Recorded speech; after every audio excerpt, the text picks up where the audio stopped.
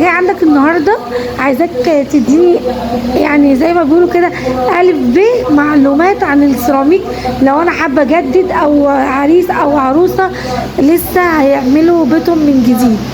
فايه المعلومات اللي هو اول حاجه قبل ما اخش اشتري اي سيراميك اكون فاهمها وانا داخله على التاجر؟ اول حاجه دور على جليز ولمعه زي كده. جليز ولمعه. جليز البلاطه تحس ان هي واخده طبقه ازاز.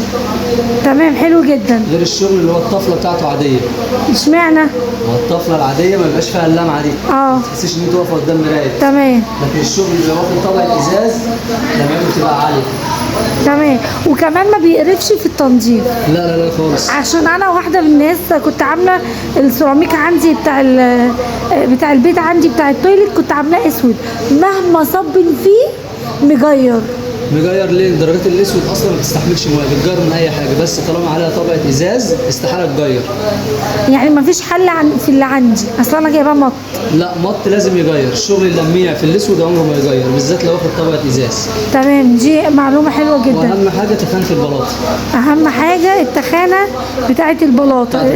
ليه بقى التخانه بتاعه البلاطه؟ تخانه البلاطه بتديكي صلابه في الارض وبتعيش اكتر. بتدي صلابه في الارض وبتعيش اكتر. بس بتقرف اللي بيركب. طالما تخانه البلاطه عاليه هتحتاج صنايعي شاطر.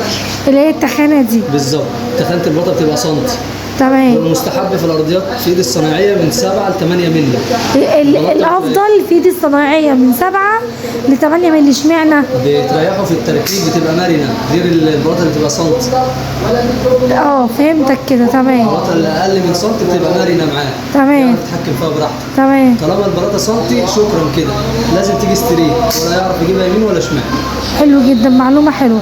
ادينا بقى فكره عن يعني انا لو عايزه اجدد او هعمل بيتي من اول وجديد. تمام. اركب سيراميك ولا اركب البورسلين ولا رخام؟